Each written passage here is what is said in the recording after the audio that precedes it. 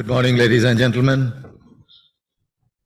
My very humble greetings to the dignitaries on the stage. I welcome all of you to this 169th AGM of Bengal Chamber of Commerce and Industries, the oldest chamber in the country. I must thank BCCI on two counts.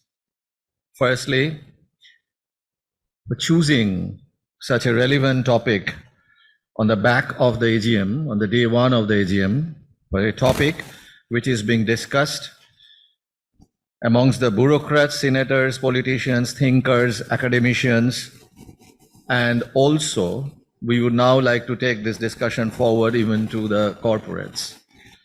And my second thanks to Bengal Chamber of Commerce and Industries is for selecting Inaugural as their knowledge partner.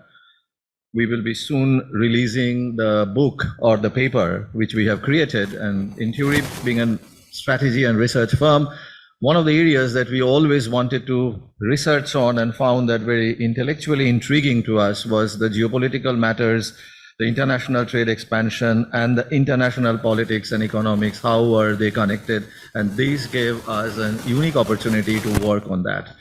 While we launch the paper, I will also name my colleagues who actually helped and created this entire paper. Coming to this talk or this panel, my task is to introduce the theme.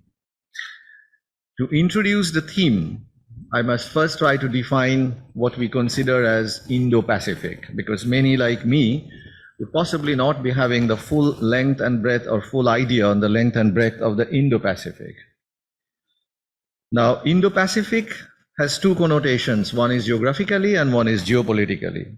If we really take the geographic definition, this is a vast biogeographic region which comprises of the tropical waters of the Indian Ocean and the Western Central Pacific and the seas connecting the two.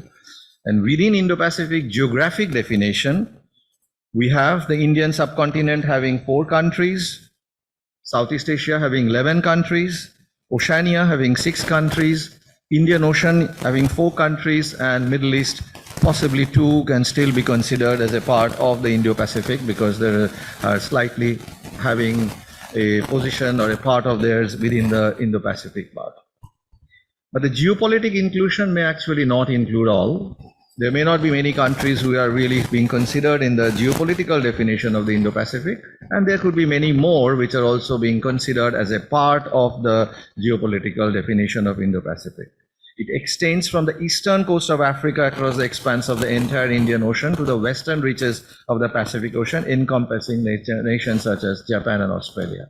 An interesting quote that I figured out from a very scholar, the geopolitical scholar, Mr. Amitavo Acharya, Dr. Amitavo Acharya, he mentioned that Asia was built by nations, Asia Pacific was built by economists, East Asia definition was made by culturalists, and Indo-Pacific by strategists. So this definition keeps on varying from what lens are we actually looking at this. If we go a little to the root, or historical root, or the genesis of the Indo-Pacific term, it was first used by the Germans when they actually thought that this entire oceanography and the geopolitics research is construing the concept of the Indo-Pacific. The marine richness, the highest species of the fishes, as a Bengali, many of us here, I mean, we would love to see where the highest fish concentration is in the richness of the coral triangle, around 3,000 species of fish. And they thought it's more of a political, geopolitical, oceanographic definition. But that actually changed completely from 2013. And much credit goes to the America when their own John Kerry, he announced the Indo-Pacific Economic Corridor. And the emerging trans-regional corridor in Asia, linking the IPEC to a large web of the economic integration. After that, in 2022, they also brought out their IPEF with under the 4 pillars, which also gave a little bit of locus standi to the Indo-Pacific combination. The 4 pillars were the trade, supply chain, clean energy, and fair economics. Then Japan came forward. A very interesting quote was given by the Japanese Prime Minister. That's a dynamic coupling of the seas of freedom and prosperity. That's how we defined Indo-Pacific. India started to get onto this from 2010, 2011 onwards, with a symbiotic link to the Quad. But the first formal official document appeared in the Australian Defence White Paper, when they first formally recognized the Indo-Pacific. The US, of course, took, though not a part of the Indo-Pacific, took a very active interest because of economic reasons and security reasons. 3 million American jobs, 900 billion of FDI of US from this, and 2/3 of the global population being here. But having said that, Indo-Pacific always remained as a concept. There was no actual forum. There was no formal multilateral agreements between all the Indo-Pacific countries, and there was no common chamber. So it was always a concept that stayed as an Indo-Pacific concept. Within Indo-Pacific, we figured out there are multiple agreements of various bilateral or minilateral agreements or forum, like the Quad, the East Asian Summit, the CPTPP, the TPP, the RCEP, the ASEAN Forum, ASEAN +1, ASEAN +2, ASEAN +3, ARF. Japan signed 6, I mean, much more than that, because those are publicly available, but they may be having even more, 6 bilateral and 7 multilateral agreements with the various countries within Indo-Pacific at that time.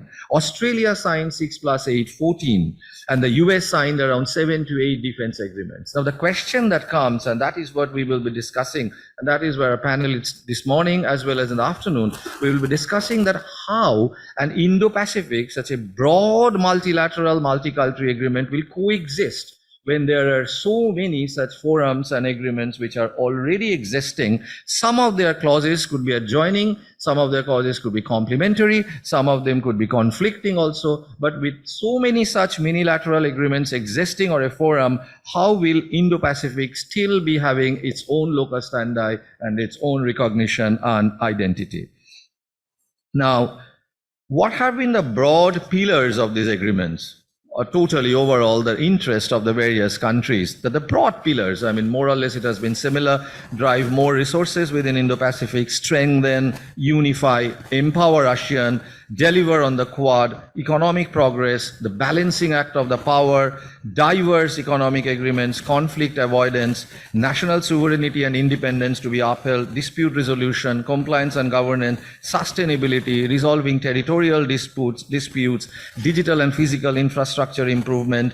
Multiple such good things have always been discussed while we discuss about Indo-Pacific. And of course, there are certain countries who also have expressed, even though outside Indo-Pacific, about the Indo-Pacific's prosperity. Some are also having a special interest of selling more arms to the Indo-Pacific, whereas we are one side talking about the security and stability, but there are certain countries who are thriving on selling huge amount of arms also to the various Indo-Pacific countries. Now, how such interests, or how such commercial interests and interests for doing something good for Indo-Pacific through these various pillars of agreement could actually be handled? And therefore, we may also need to see whether Indo-Pacific is actually the central theme should be security, anti-terrorism, stability, or economics. The trade, the sole theme that we will be all focusing on is on the economics of the various trades. Now, there are multiple such diverse pillars of agreement or diverse pillars of expectation that's there. As far as the natural resources of the Indo-Pacific goes, it's very interesting. Fisheries, of course, very important here. The metals and mines, a little bit of petroleum and gas, of course, if some of the Middle East are included in that. Forest, timber, minerals in the deep sea beds. I mean, very interesting minerals in the deep sea beds. Now, one of the thought that we had was that while the European and the American world is advancing more in science and technology, Indo-Pacific that way could be more towards the natural organic growth of the various kinds of agriculture, fisheries, material substitution, newer minerals being coming out. So whether the world can be taught about technology and science in one part, and can Indo-Pacific be a center of excellence in that area? My last point to introduce the theme, because that will also be discussed today. What are the risks and challenges? These are all good things indeed. I mean, that we will love to have that. Risk and challenges definitely are diversity. Even the definition of the democracy varies within these in these Indo-Pacific countries. The imbalance of the talent. Some of the countries within the Indo-Pacific are having huge number of talents. Some countries having a very less number of talents. Diversity in the judiciary system and in the law amongst the Indo-Pacific countries. It's not easy to have one common agreement because the diversity is so much. The high dependence on few countries in the Indo-Pacific. wasted, localized, survival-centered dependence on some of the countries outside the Indo-Pacific who may be still pulling the shots. Diversity in the political situations, diversity in the multiculturalism, less technological progress, modern neoliberal principles not advanced as much as it is advanced in the US, Japan, or many other countries. So these are many of the risks and challenges which we will be seeing while we do want to constitute an overall multilateral, multi-party Indo-Pacific agreements. But ultimately, this is something which is very novel, which is very noble, and this is extremely required and intended, and we really must appreciate America, who is not belonging to the Indo-Pacific, but taking so much of active interest in really having the geographically not belonging to Indo-Pacific, but taking so much of active interest to see the Indo-Pacific prosperity comes in. Australia and Japan are, of course, the two main leaders, also with their thoughts, with their investments in the infrastructure, and in their thoughts, they are really making a huge advancement to the Indo-Pacific growth. But now the question comes that how would we really go through this entire mesh of various kinds of interests and pillars and the challenges which we have, and how do we also maintain all the other agreements, all the other unilateral forums or the unilateral agreements intact, yet have something coming as a mother thing as the Indo-Pacific. With this, I take a pause here, and I will request my panelists also to come and speak for 5 to 7 minutes on their views on this matter, and then later on we will have more questioning from my side as well as from the audience. Thank you again very much, and we will go in the order that we are sitting. Should we start with you from Japan? Yeah. Okay. Should we start with you? Okay, sure. So I'm requesting Ms. Tanaka to start the first talk. Thank you very much, Chair. So I'm Japanese, but I'm actually representing the UN Economic and Social Commission for Asia Pacific, ESCAP. So I'm supposed to be impartial and neutral. Let's put it that way. It's a great honor for me to address this august group of business leaders from the Indo-Pacific region, and in this historical heritage institution. I've been reading quite a bit about the history of South Asia and India, and it's really fascinating to be in this place. So, as I said, I'm representing the UN Economic and Social Commission for Asia Pacific. Our headquarters is in Bangkok. So I'd just like to contribute a few words on this theme. It might be longer than 5 to 7 minutes. I was told 8 minutes. Sorry. Okay. So, at the G20 Leaders Summit in New Delhi, presided by India, the G20 leaders noted deep concerns for the state of the planet, people, peace, and prosperity, and recommitted to accelerating progress on the Sustainable Development Goals. A week later, the UN General Assembly met in New York to take stock of the 2030 Agenda for Sustainable Development at midpoint since the adoption in 2015.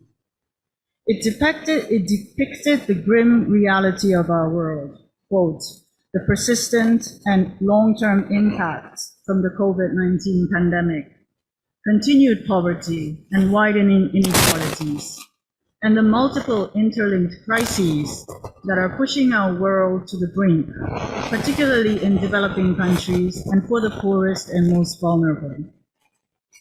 Currently, only 15% of the SDG targets are on track. Progress on 48% is weak and insufficient. And progress has stalled or gone into reverse on 37% of the SDGs. Global challenges require global solutions, but globalization's benefits have not been equitably distributed. This has led to a global backlash, including anti-globalization trends. Retreat from multilateralism presents a major challenge to our world today. However, there is general consensus in the UN and other intergovernmental platforms, including the G20, that the benefits from globalization need to be more equally distributed. It's a question of how. At the Private Sector Forum that was convened by the UN Global Compact on the sides of the UN General Assembly meeting, government and business leaders committed to a range of investments and actions expected to drive progress across the SDGs by 2030, while also generating business growth opportunities. 5 areas of ambitious corporate action were identified to have the power to accelerate progress across all 17 SDGs and where the private sector can collectively make the biggest, fastest impact by 2030.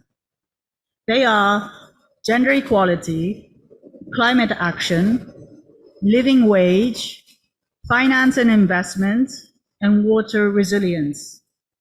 UN Global Contact's Forward Faster website has more information and action guides that you can refer to. I would like to touch on 2 of these transformational drivers, climate action and gender equality.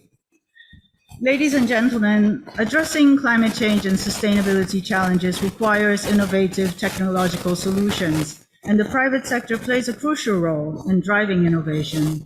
However, obstacles such as resource limitations, shortage of skilled personnel, and regulatory complexities can hinder its potential. The Asia-Pacific Center for Transfer of Technology, or APCTT, is an ESCAP regional institution based in New Delhi and provides a unique opportunity for the private sector to work together to address technological needs and drive climate innovation. APCTT facilitates partnerships between government bodies, industry, private sector, and academic institutions, and technology cooperation and transfer. One such example was a capacity building workshop that APCTT co-organized last year with the Government of India's Department of Scientific and Industrial Research. Scientists, innovators, and policymakers from 30+ countries working in industry, academia, and government discussed ways to collaborate to address the challenges of the energy sector. This year, we will have a follow-up event where innovators, policymakers, and research institutions will discuss ways of developing, scaling up, and commercializing new technologies in different countries. APCTT works in areas related to climate action, like air pollution, renewable energy, climate resilient infrastructure, and fourth industrial revolution technologies. APCTT would like to collaborate with chambers of commerce and industry to explore government, business, academic partnerships to create impactful climate technologies. Ladies and gentlemen, let me now move to gender equality. The past decades and century are historical in the unprecedented number of actions taken for gender equality and for the many important breakthroughs achieved. The past week's passage of the Women's Reservation Bill that will establish a 1/3 quota of parliamentary seats for Indian women is a hard-won milestone after 25 years of activism or more here in India. Women in Asia Pacific continue to face huge challenges that hinder their potential. Women earn less than men, lead most single-parent households, bear most of the burden of unpaid care and domestic work, are often subjected to domestic and gender-based violence, and hold more of the insecure jobs in the informal economy that have little or no health care, sick leave, or social security protections. The challenges for women cut across social, structural, and regulatory barriers that are interconnected and then embedded in traditional patriarchal norms and practices. Women's efforts in starting and growing businesses in the private sector are often undermined by a pronounced lack of access to essential resources like finance and ICT tools.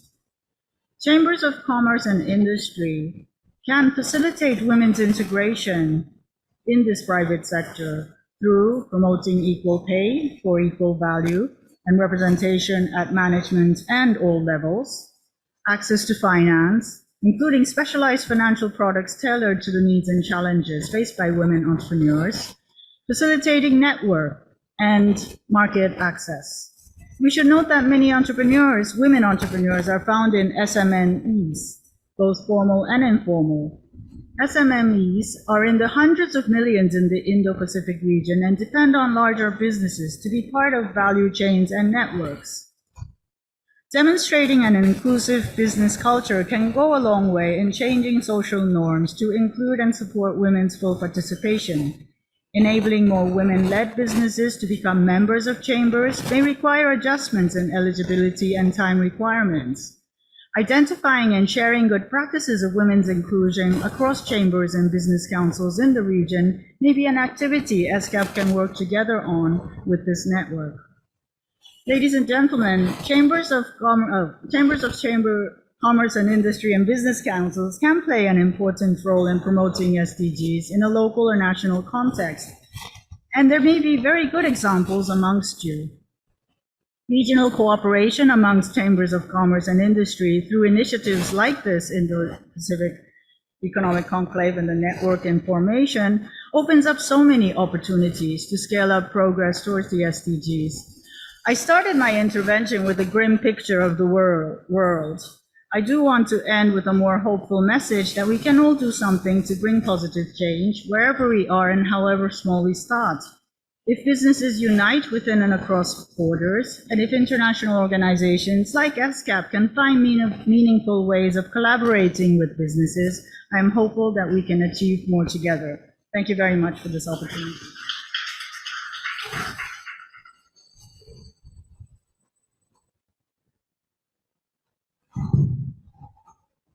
Thank you, Ms. Tanaka. And can I now request Ms. Pavel?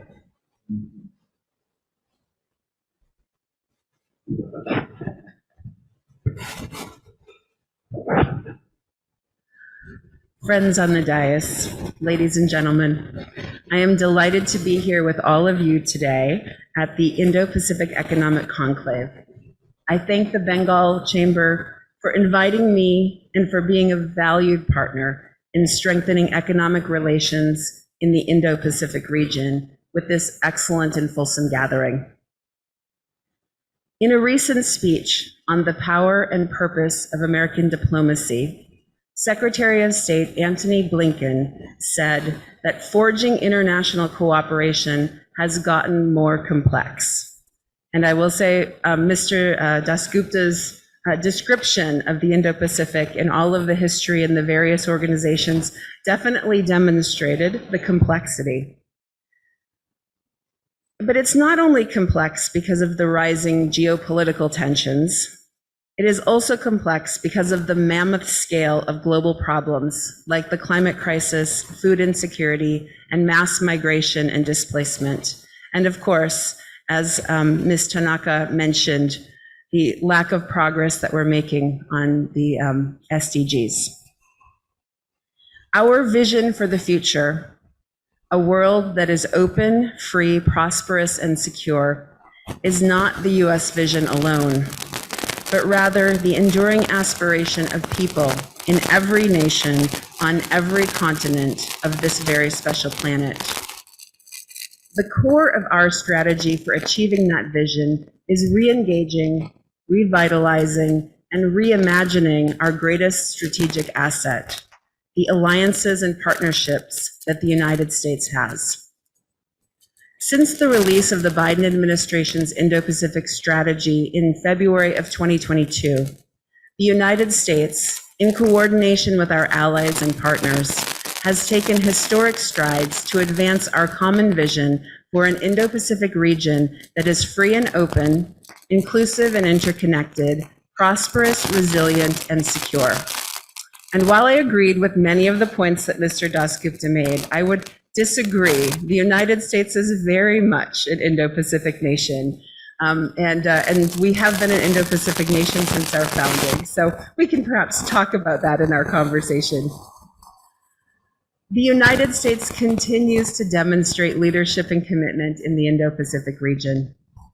We are reinforcing its capacity and resilience to address the challenges and opportunities of the 21st century. We are showing that we can build a better future together.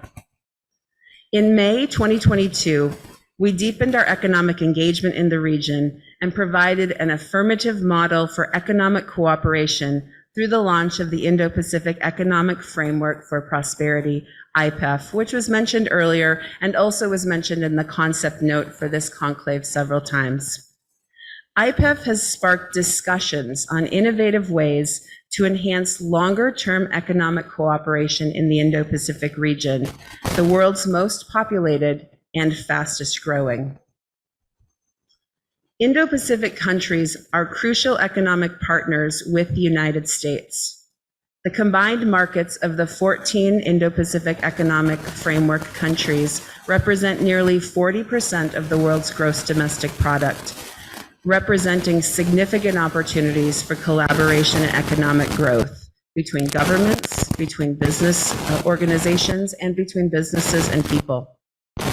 IPEF focuses on forging innovative partnerships across the distinct pillars that were already mentioned, but just to reiterate, 4 pillars: Pillar 1, trade; Pillar 2, supply chains; Pillar 3, a clean economy; and Pillar 4, a fair economy. So I'd like to highlight some recent achievements under IPEF. At the IPEF ministerial meeting held in Detroit, Michigan in May, IPEF partners announced the conclusion of negotiations on a landmark IPEF supply chain agreement under Pillar 2. The proposed supply chain agreement is designed to enable IPEF members to collaborate to make supply chains more resilient, efficient, transparent, diversified, secure, and inclusive. This will be done through information exchange, the sharing of best practices, business matchmaking, a collective response to disruptions in the supply chain, and support for labor rights. The agreement will establish 3 new IPEF supply chain bodies to facilitate cooperation on supply chain issues.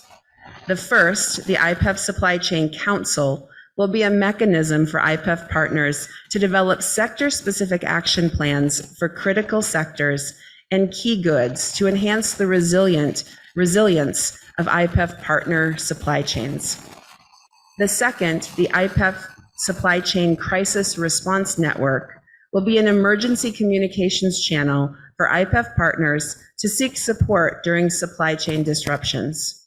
The network will facilitate information sharing and collaboration during a crisis, enabling a faster and more effective response that minimizes negative economic effects.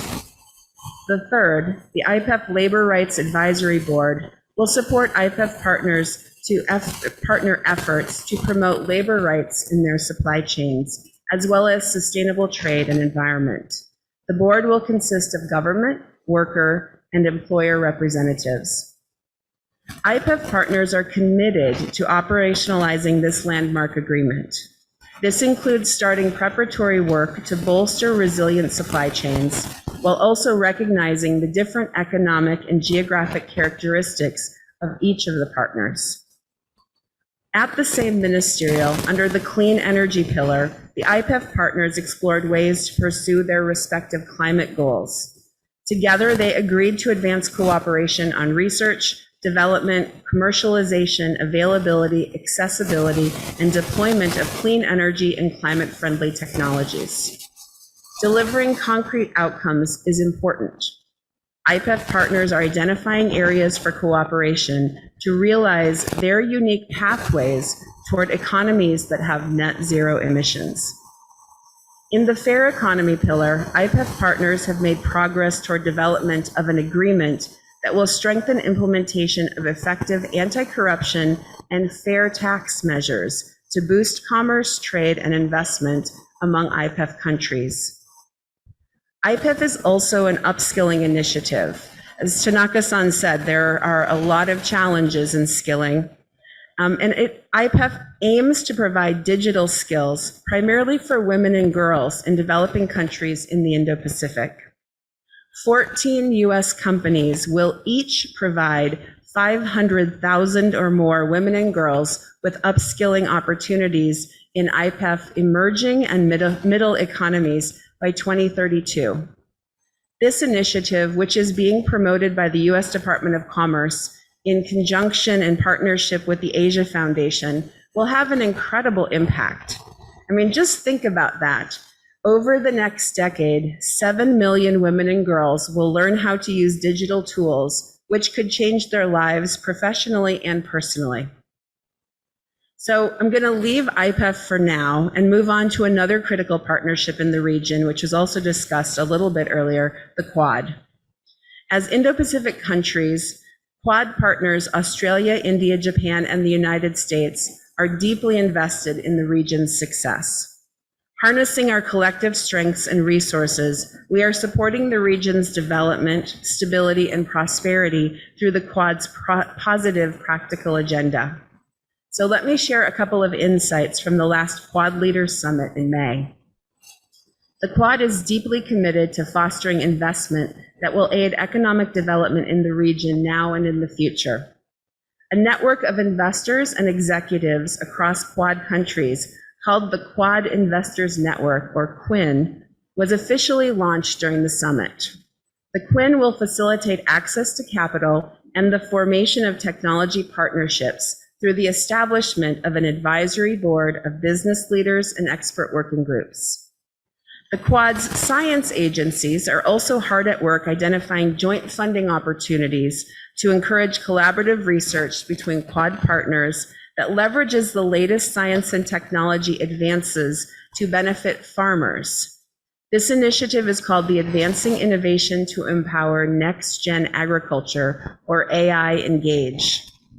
By collaborating in issues such as AI, robotics, communications, and sensing, and then disseminating the research findings, AI Engage can transform agricultural approaches to empower farmers throughout the Indo-Pacific region and fight food insecurity stemming from climate change and other issues.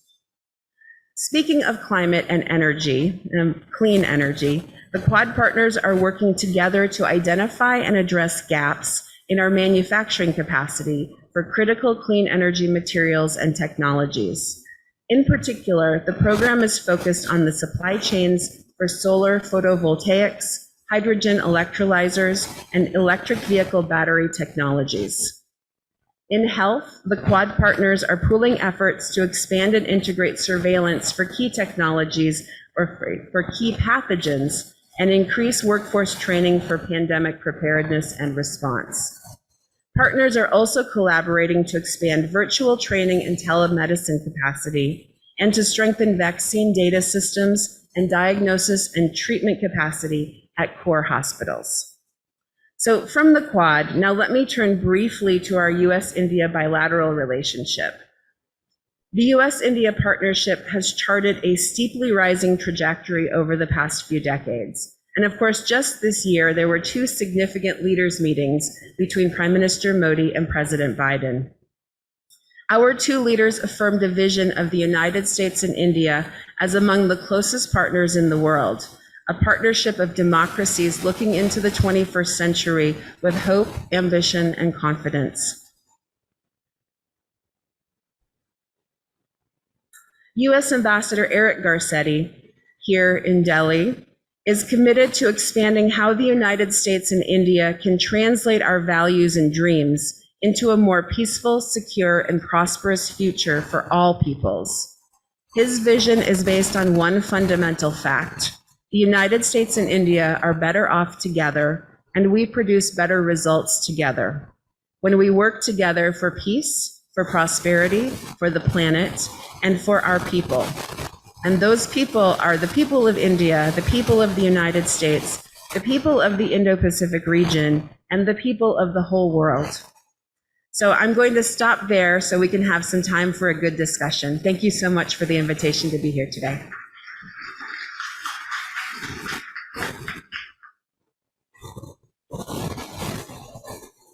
Brilliant.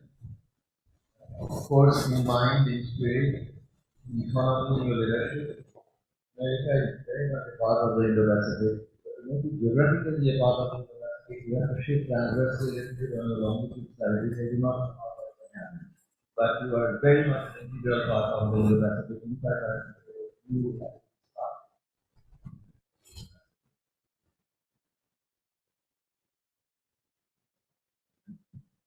So I would say the state of Hawaii, being in the middle of the Pacific Ocean, is where I would. But at the same time, it's, we have a lot of connections within the Pacific Ocean. That would be my.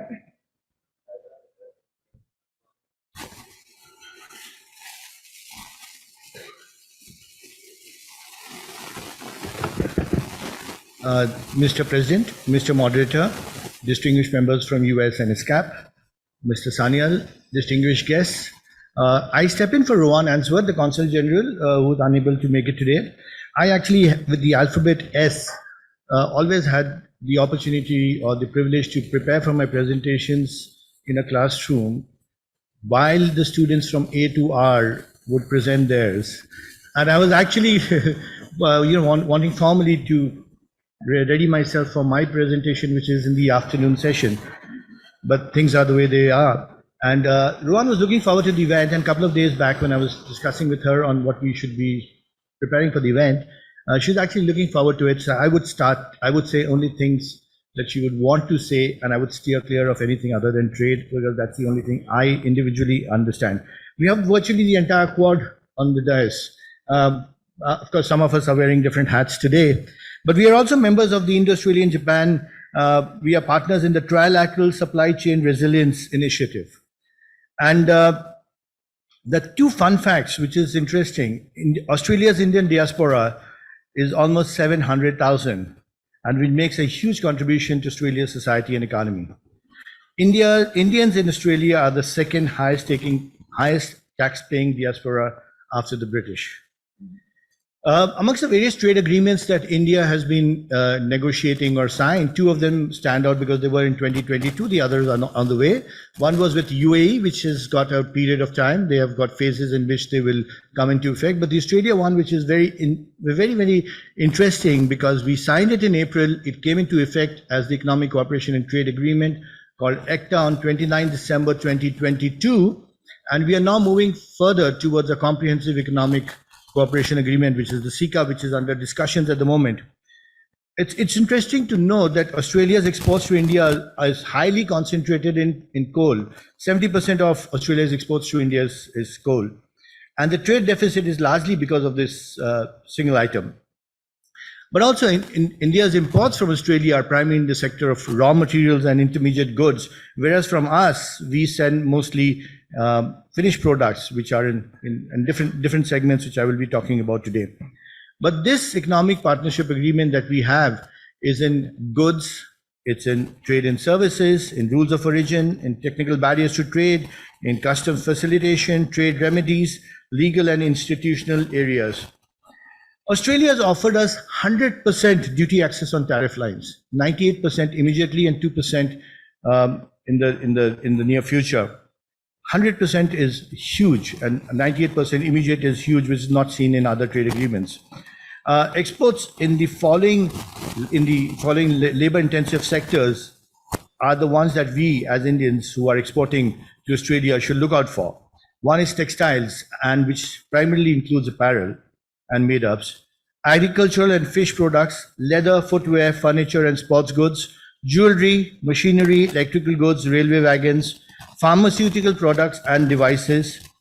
And then we also have the advantage that we can get cheaper raw materials from them. See, the difference of about 4 or 5% on Australian tariff, which was there earlier, is going to make all the difference to our exports. And that's why we see a 6% growth since January. And that percentage will definitely increase over a period of time once the teething issues are over, after the new trade agreement has come into force. So while India is offering 90% access on the value of products, it is on 70% of tariff lines, and we are doing it phase-wise. But we've made a rather good offer. It's a very well-negotiated document. We've given market access to something which is very close to Australian hearts, which is Australian wines. And so we're going to give some of the countries a run for their money. We've got zero duty access on coal, alumina, manganese ore, and various other hides and skins and wool, which is another interesting area that we have. I would dwell on these topics in my afternoon session, so I'll rush through it. The commitments made by Australia in the services sector is the best that it has made till now and matches its free trade agreement with UK. It's the best that they have ever done. And we have also reciprocated by, and they've also given us very nice other quotas of Indian chefs. And no talk on India-Australia relationship can be held without talking about Master Chef Australia, which is so popular. And they've also given us an annual quota of yoga teachers, 1,800. And we've also got post-study work for 4 years for Indian students, which will benefit more than 100,000 Indian students. Work and holiday visas have increased, and we are now moving to mutual recognition agreements in professional services and in degrees. The potential sectors in which we can actually explore both the sides together is technology and IT, where they would be looking from us. In healthcare, where India could be developed as a medical tourism hub, increasing expert consultations from Indian doctors through telemedicine, collaborating across medical coding and data analytics, and medical device partnerships. We're also talking about other things in education, which involves dual degree programs, etc., etc. And the sectors that we will look out, and I would give more details in the afternoon, is gems and jewelry, textiles, footwear. I would like to talk to you about the Comprehensive Economic Cooperation Agreement, which is the next step. That's under tremendous discussion. And this is the time that we would urge the industry here in Calcutta and elsewhere to come out with the problems that they are facing with this agreement. We understand that there have been certain issues with regard to certificates of origin, with regard to certain clearances at the customs. We would like to correct them. We would like to incorporate them. And if there are new issues that you need to come out in the SICA, please come forward with that, because that's very important. I don't have any privilege. I don't have any longer any privilege to any confidential information, but the segments on which discussions are going on at the moment are in defense collaboration, especially space areas collaboration, sports tourism, critical minerals, government processes, and of course, MRA, mutual recognition agreement. Our exports to Australia is about $6 billion. Last year it was about $8 billion the previous year, and the imports is about $16 billion. We have a huge trade deficit, like I said, because of coal, but we expect that this year in 23-24, or in the calendar year ever since the ECTA came into force, this is going to increase quite a bit. I would end by saying that, you see, it's universally said that when a bureaucrat makes a mistake, repeats it the next year, continues repeating year after year after year, it becomes government policy or a trade agreement.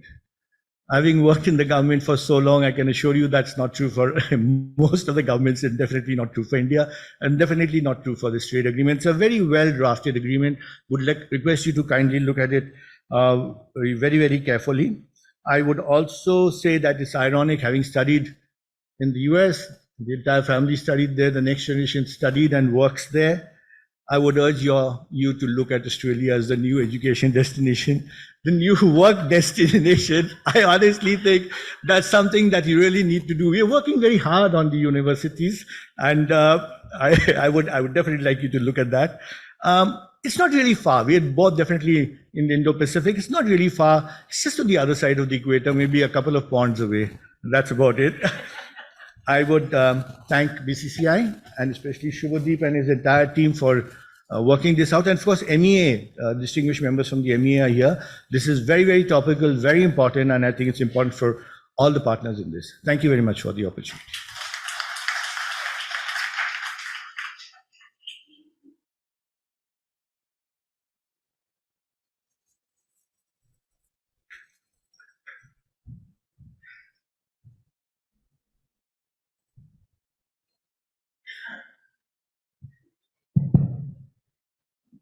Okay, may I just ask someone from BCCI, how much time do we have for the Q&A session? 5? Okay. Okay, what I will do, I will just I will kickstart the questioning session by asking each of my panelists in a reverse order now, and then I will let it go to our very honored attendees for their question. My question with Mr. Nadbani was really brilliant. You very well articulated the understanding and the agreements and the trades which India and Australia are right now having, and how much both sides have been very cooperative. My question to you is that while Australia is doing so many of these bilateral agreements, and they are definitely doing it good for India as well as their own country, in such a multi-party agreements in a multi-party country in a multilateral agreements, like if we really come across like an Indo-Pacific kind of thing coming up, and it is not so much of bilateral, what would be your expectations in that? And I already found that there is a little bit of bilateral competition here, only that you are trying to take education to Australia from US. So therefore, in such a situation, how will the multi-countries cooperate? I mean, what would be your expectations from that? As always, I'm Fox. I really don't have any answers to that. I would look at it in terms of the expertise that Australia has, in terms of mining, in terms of some of the services sector that they have, and some of the collaboration that services sector and the others have. But I would definitely look at the rich mines that they have, the rich minerals that they have, and these are the areas that they would like to have it. And I would also like to look at it this way, that distance has never been a factor. And I would also like to say that trade, travel, tourism, fashion, and mastership go hand in hand. So these are the things that I would look at. Thank you. Okay, thank you very much, Mr. Nandwani. May I now go to Spavek? I went through the Indo-Pacific strategy document, which your very honorable president launched, the IPS one in 2022, I think, that spoke of many dimensions. Security was a big thing. He also mentioned there that he would like to bring the temperature, as it was discussed in the COP, by that 1.5 degree, and he will definitely strive towards Indo-Pacific also contributing in it. Now, as we know, the Indo-Pacific is an assortment or an agglomeration of the countries which goes through a lot of environmental issues, much more than the Western world. Also, they go through a lot of these climatic issues. But definitely because of the organic attitude that we have, because of agriculture, because of the fisheries, Indo-Pacific can definitely take a good stand towards the environmental thing. But it requires a huge amount of investment to come in. And Indo-Pacific possibly does not have very rich countries to really make such an investment into the making it a pollution-free world, protect against the climate and all that. So as a partner, or as very much an integral part of the Indo-Pacific, we have not really seen your Fed or many of the bankers, because the money lenders are very much on the American side, the big bankers or the private equity players. What is the kind of investment scenario that they would like to make towards the movement in a sustainable and an environment world, a good world?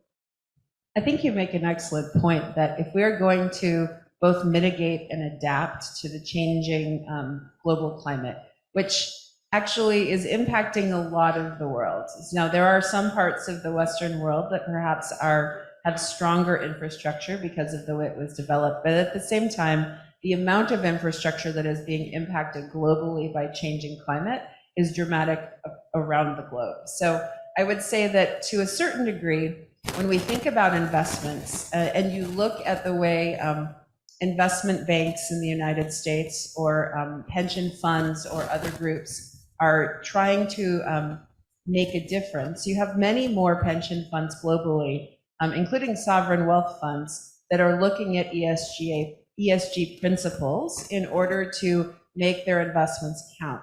And of course, that is environment, social, and governance principles. And so as you have an increasing number of investment funds and bankers and other organizations, international banks as well, that are looking at how can they put their money to making an improvement in infrastructure, they're seeing it not only as a social cause, but also as a business opportunity.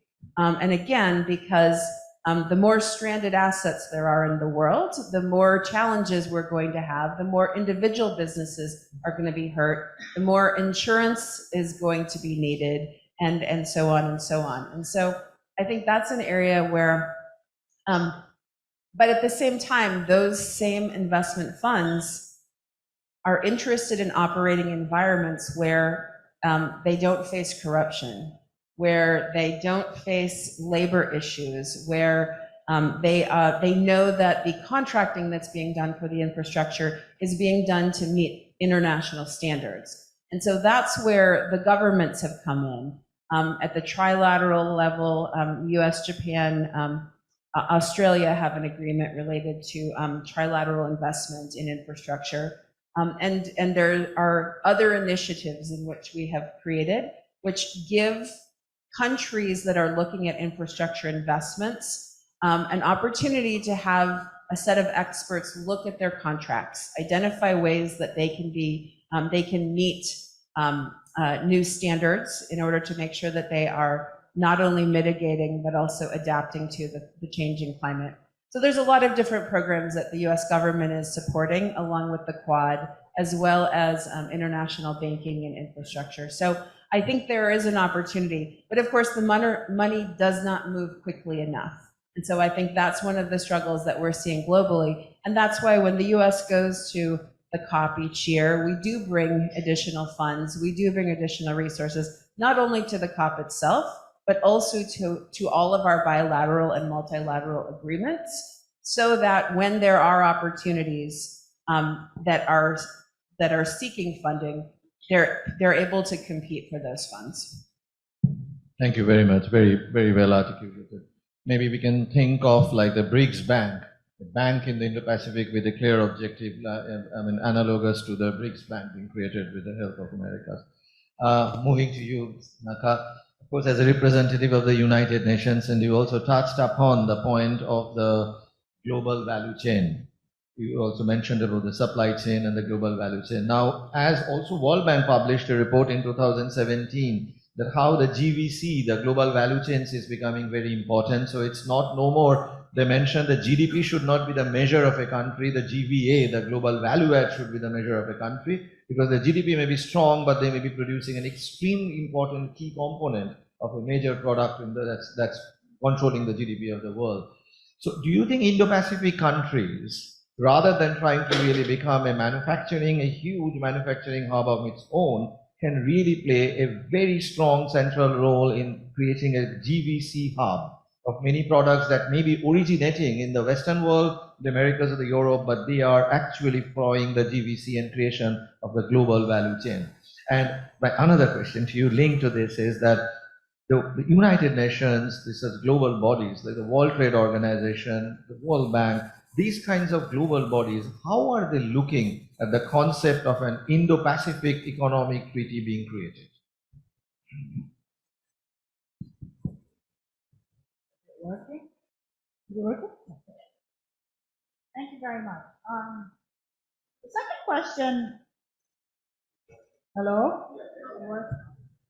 Yeah, the second question's a little bit difficult because I'm not WTO, but I think generally, cooperation, global value chains, I mean, these are concepts that are promoted actively in the UN, whatever organization it is. So from that principle, I think any opportunity to really enhance that, and also I think the element in the SDG, which is really, important, and I really would like, this network to, take into consideration. I think Melinda has also mentioned this, is the inclusivity, the leave no one behind part, right? So in these value chains, to really include, the MSMEs, they themselves cannot just go into a value chain. They really need, the larger companies and also networks within a country, within a local economy, but then beyond, to actually connect in a meaningful way, feasible way.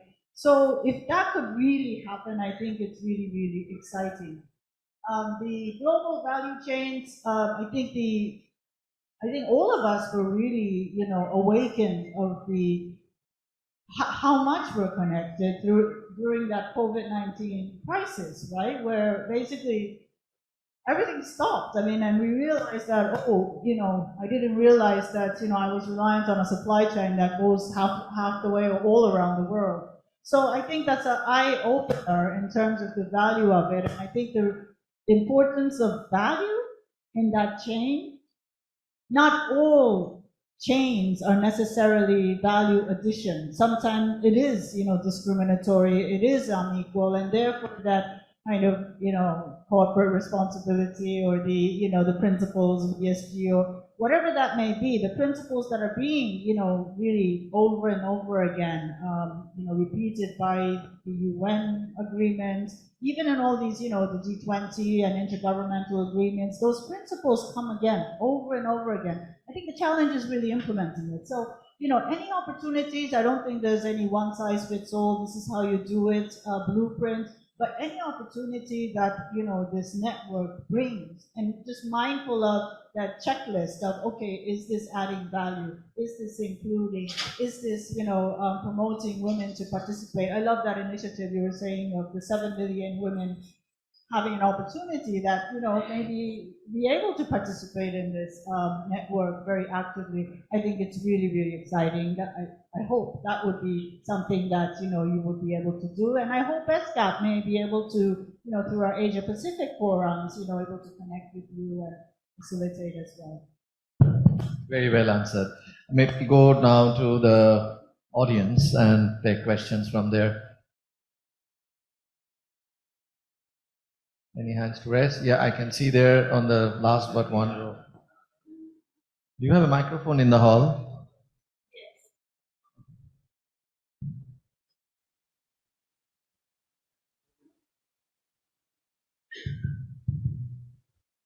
May you also direct your question to someone?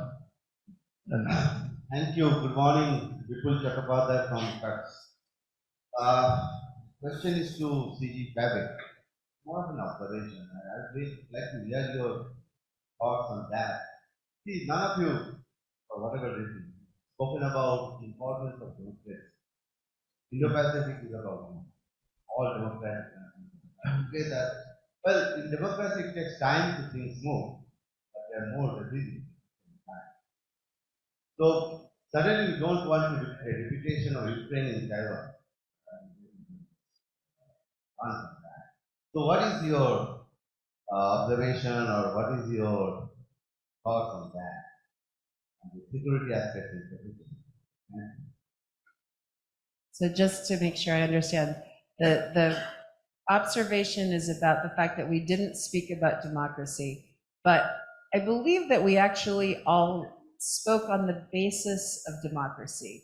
All of our remarks were built on the foundation of democratic nations, free and open areas, a rule of law, international organizations, international rules. And so I think that's one of the most important aspects of it. Sometimes you don't use the word maybe, although I think I did when I referenced the fact that the US and India are, strong democracies facing a 21st century that is more complex. But when for example, bad example maybe, but a fish doesn't talk about the water because the water is all around them. We all live in democracies. Maybe the word democracy might have a different definition in some ways, but I think that's why all of these organizations, whether it's bilateral, multilateral, trade groups, it's the conversations that happen in those places that make us recognize what does our democracy mean and how does that definition possibly differ from someone else's. And by understanding that, we are, as you said, democracies might be a little slower to move ahead. Once we understand that and we build the trust around that, then we can move faster together.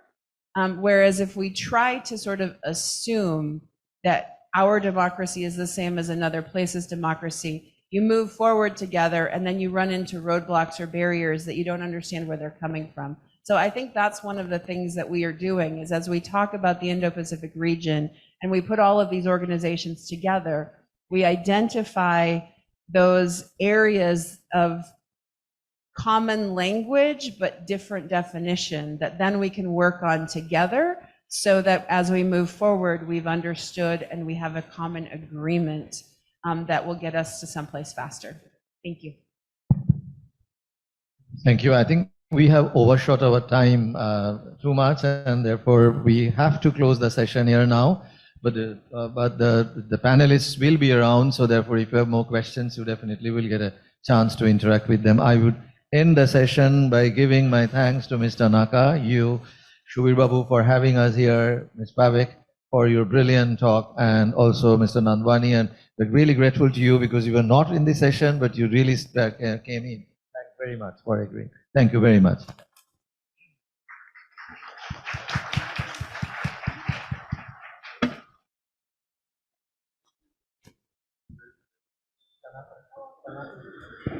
I would just request the speakers on the dais to be patient for just 2 more minutes. We would request the President of the Chamber to please present commemorative plaques and mementos to the speakers on the dais.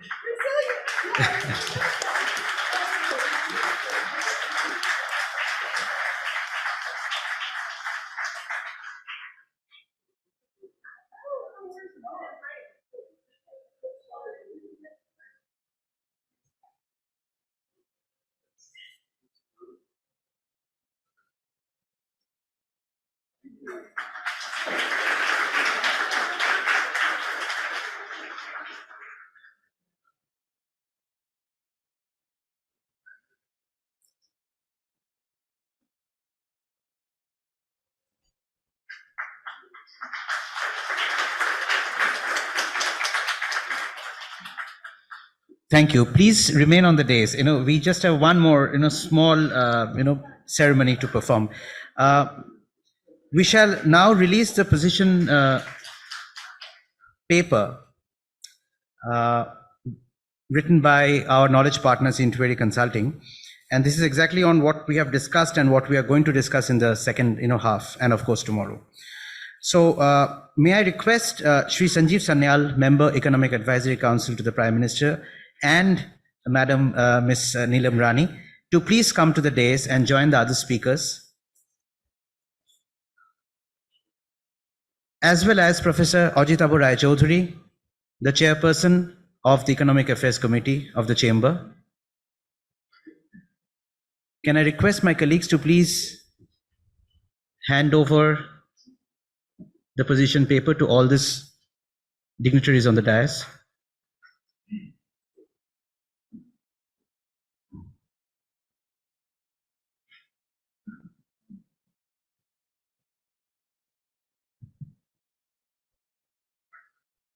You can open the ribbon now. Thank you very much. I will just take this opportunity to, Shubhadeep, just a minute, to thank the authors from Intuary, the name-wise Survi, Kannita, Siddhima, Unita, and Ishosri. If you can just stand up because you really deserve a big hand.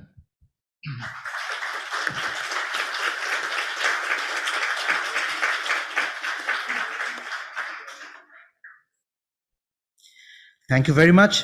So with that, we have come to an end of the first half of the opening session. We shall immediately do a changeover and we shall commence the second half right away.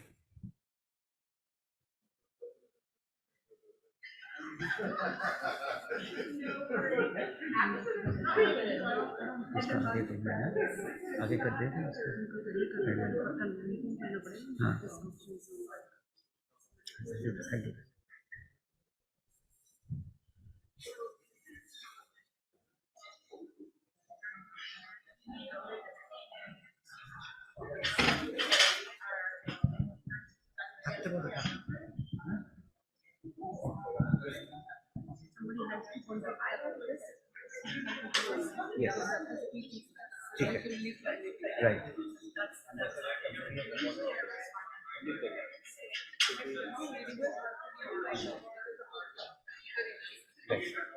বলে দেন দেখে নিচ্ছি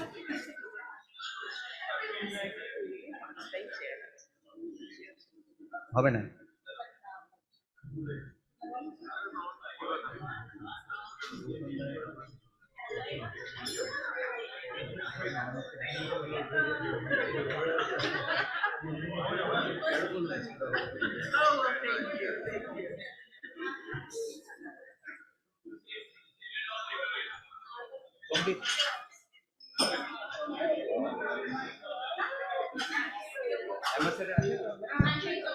Hello. Get the people back in.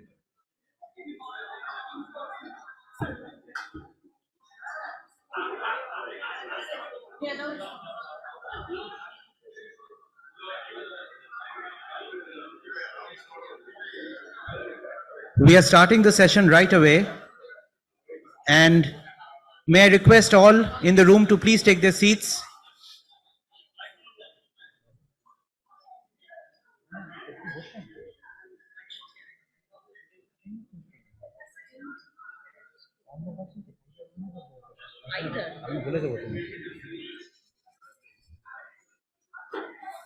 Ladies and gentlemen, we are actually in the middle of the inaugural session.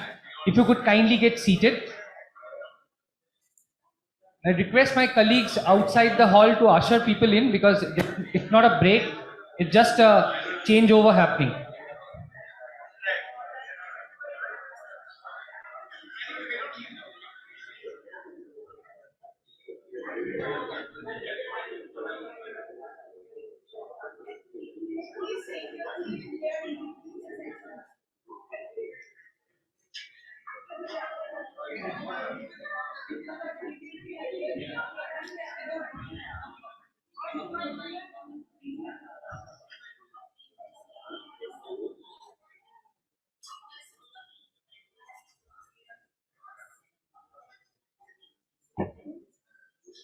So as we are settling down and commencing the second half,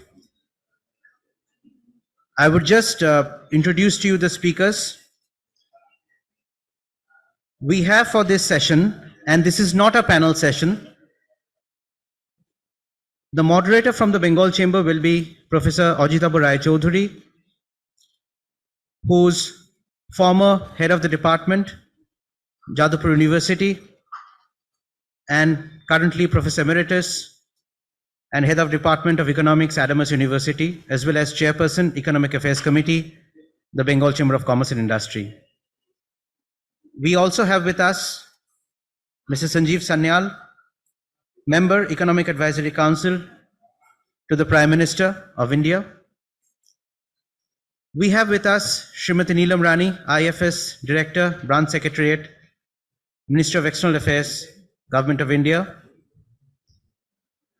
And we have online Dr. Devyani Uttam Khobragade, Ambassador of India in Cambodia.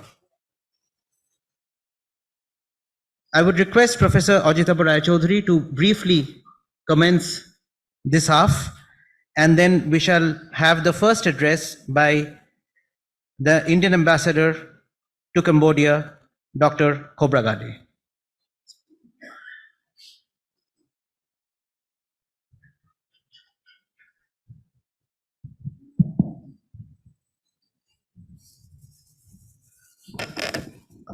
Welcome all. It's really a privilege to have, the chance to moderate this session, which will be given by very eminent personalities, and like Sri Sanjeev Sanyal, who is economic advisor to the Prime Minister, and then Srimati Neelam Rani, who is IFS Director, Branch Secretariat, Kolkata Ministry, and then we have closing remarks from Mr. Gautam Rai, who is the incoming president of this Bengal Chamber. And there is a virtual speech from Devyani Uttam Khobragade, who is ambassador, Embassy of India in Phnom Penh, Cambodia. Now, basically the theme of the session, as you can see, collaboration and regional cooperation towards common goals in the Indo-Pacific. And I limit myself, and I think all our speakers will limit themselves to common economic goals. I mean, there are geopolitical goals, there are other security questions, and if we delve into that, that will be a multi-dimensional analysis, and that will take us, I don't know where. endless discussions on this. So I presume that we will have our focus on economic cooperation. Just one or two things. In fact, when I am a professor throughout, and when we used to teach the regional economic cooperation, unfortunately, textbooks do not change much. That's the whole problem. We teach our students, doesn't matter whether it's here or I also go to USA and I have a privilege of taking classes there also. Textbooks remains the same. The whole thing, we still teach something like regional economic cooperation has something called trade creation and trade diversion. You create trade among trade partners and takes away trade from those who are outside this regional cooperation. That thing is the textbook matter, no more now. And the real reason for that is progress of technology. As such, we have complete fragmentation of production process. It's not that A to Z is produced under one factory roof. Everything is now, you can say, outsourced or fragmented. You are producing computer and parts are coming from all over the world. You are producing automobiles. Its parts are coming from so many different parts of the world. And Southeast Asia, ASEAN countries, and if you take ASEAN plus 3, is at the forefront of all this value chain, supply chain. And that really shows a number of things which came up in the discussion. I'm quite sure it will be touched upon. It's obviously trade creation, but at the same time, it promoted equality in the whole economy, because the so-called medium and small-scale industries, the large industries have to depend on the small and medium industries if the value chain is to be successful. Go country after country, look at the economic structure, look at the industrial structure. It's hand-holding of the large and the small. Never happened in the history 30 years back. It's happening now. So this is something very important, and India is getting part of this whole scenario not. Maybe a little late, but still we are in. And we are a very important partner. As in the first session you have heard that we have IPF, we have Quad, we have something like CECA. Before I leave it to our very distinguished speakers from whom we will learn a lot, there is something called the noodle bowl syndrome. In the sense that you have multilateral regional cooperation agreements, at the same time you have so many bilateral agreements. And so if you plot it in a diagram, 14 countries, and outside that there are countries, and you put dots, there are so many dots connecting 2 countries, and then there are so many dots connecting 3 countries, so many dots connecting 4 countries, and then the whole region. Where do we stand here? Sometimes they do not really go hand in hand. Problems. And some of these problems have to be identified so that we do not really cross our boundaries and we hit out at each other, and then acrimonious debates, and then you know what happens. So I'm quite sure these things will be touched upon. These things will be solved, because there's a lot of things which have been going around, anti-globalization term, which I'm quite sure people have heard about it. When I visited USA in last September, so much debate in the academic circle. Are we going back? Is it anti-globalization? I don't believe so. I'm quite sure these things will come up in other forms. Maybe the word will not be there, but these things will be debated and talked about all through our 2 days. So let me end here. I also am quite interested to hear about what our distinguished speakers say. And as I understand, the first one will be a virtual address. Is that so? It's from Dr. Devyani Uttam Khobrgade from Cambodia itself. She's on. Okay. So let's go over to that. Let's hear the first virtual address, and then we'll come to the next ones. Okay.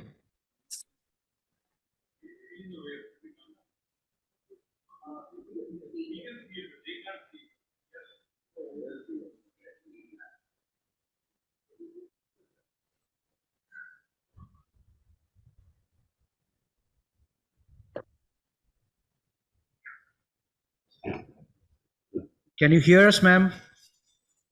Yes, am I audible? Yes. We are all ready for address. Okay, thank you.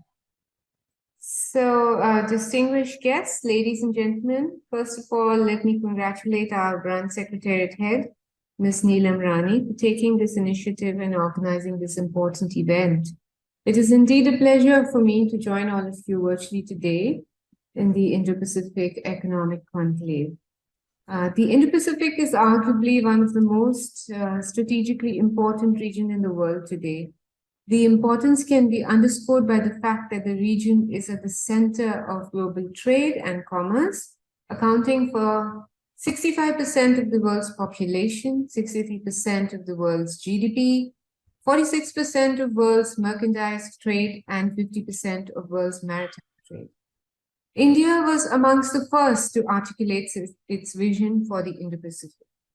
India's vision, as laid out by Honorable Prime Minister Shri Narendra Modi, calls for a free, open, and inclusive order in the Indo-Pacific based on respect for sovereignty and territorial integrity of all nations, peaceful resolution of disputes through dialogue and adherence to international rules and laws. India's concept of the Indo-Pacific is inclusive in nature and supports an approach that respects the right to freedom of navigation and overflight clearances for all in the international seas. India's approach is based on cooperation and collaboration, given the need for shared responses to shared challenges in the region. The vision of Indo-Pacific of India is premised on the principle of ASEAN centrality. And our engagement with the ASEAN has been one of the cornerstones of our foreign policy. Although the formal relationship with ASEAN is only 30 years old, it is our historical ties, which date back to several millennia, that provide for the very foundation of this relationship with an important region. India and ASEAN are located in each other's extended neighborhood and share a civilizational connect that goes back to first century BC.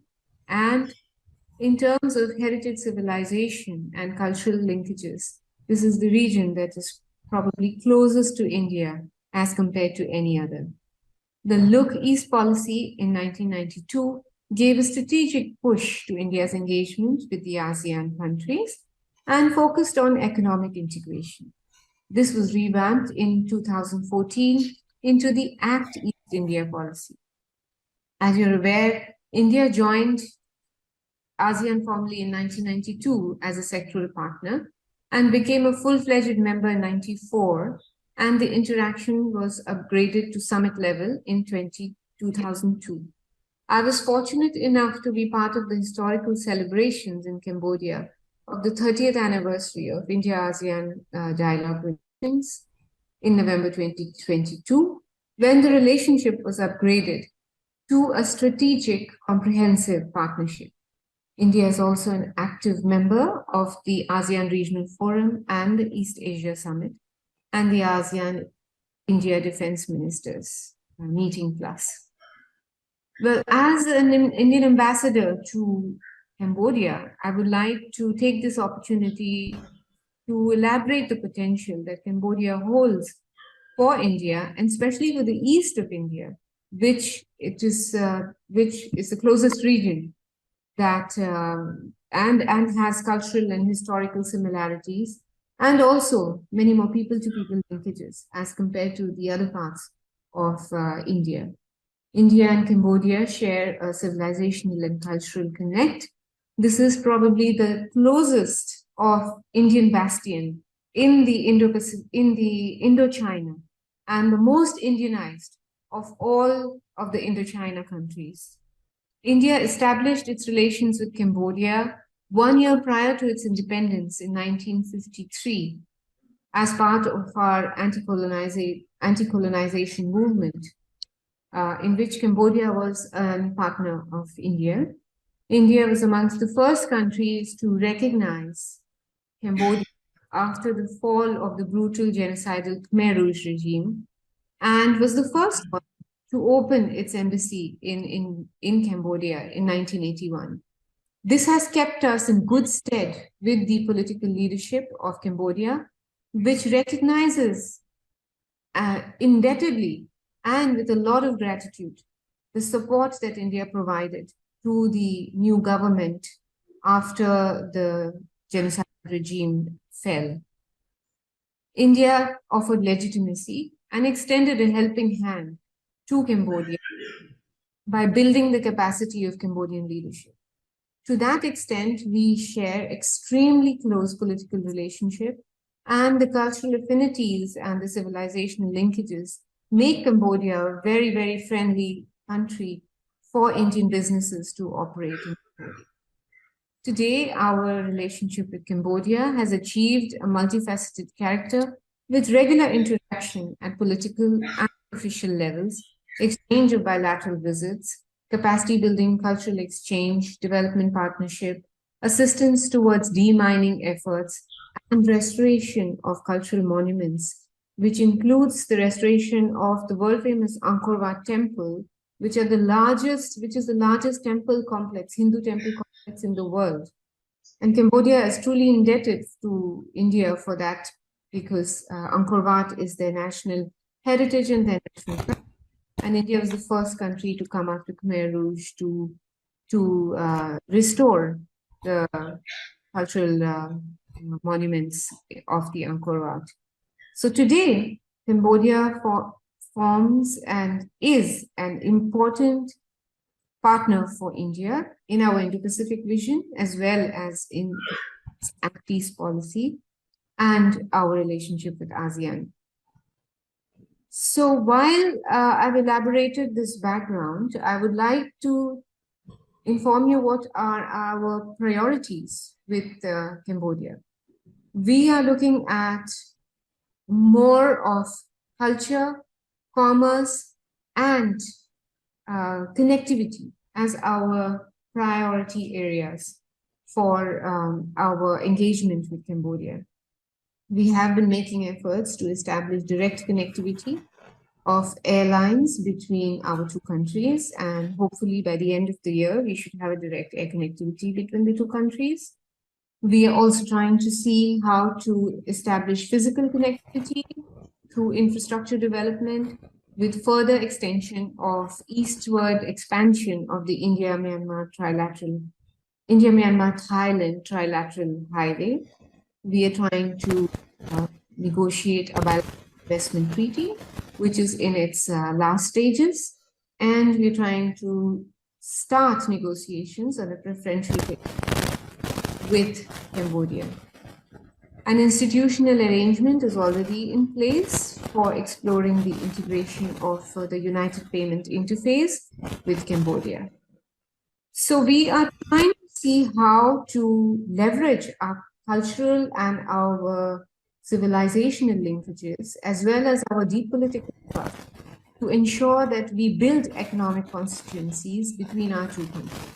While Cambodia is a small country of 17 million, and the GDP is around 26 billion.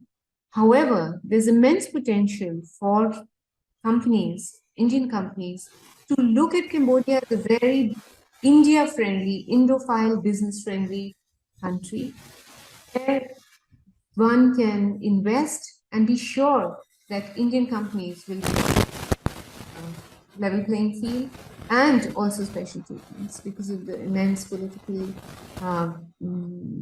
rapport that we have and the immense respect that India enjoys in this. We would, there's a new government now with in August, a new government was sworn in with a very young cabinet, with a young prime minister, and we look forward to engaging this new leadership to take forward our three key areas: connectivity, commerce, and people-to-people contact as our key priority areas. India has a lot to offer to Cambodia by sharing our expertise in digital public infrastructure, space technology, IT. They're also looking for Indian investment in contract farming. Other areas that are of interest include food processing industry because they have immense amount of cashews and mango turmeric that goes waste because of lack of processing. They would be very happy to provide incentives in terms of providing land and other clearances and subsidies if our industry were to look at these areas. The other area that one could look at is also agriculture, contract farming and agricultural machinery, which is usually now imported from Thailand, but I'm sure that our machinery could also be competitive price-wise. I'm happy and confident that I'm happy to see the ASEAN in the broader perspective of Indo-Pacific, and Cambodia could be one of the partners that our business community in the East would especially look at. And I would encourage all of you to come to Cambodia and see this, the Kingdom of Wonder with the largest Hindu temples in the world. What more can I say? You're all welcome here, and thank you again for giving me this opportunity to address all of you. And I'm confident that this Indo-Pacific Economic Conclave will spur further interest in Indian businesses to look at Indo-Pacific, to look at ASEAN, and to look at Cambodia. I wish all of you a lot of success. Thank you. Jai Hind. Jai Bharat.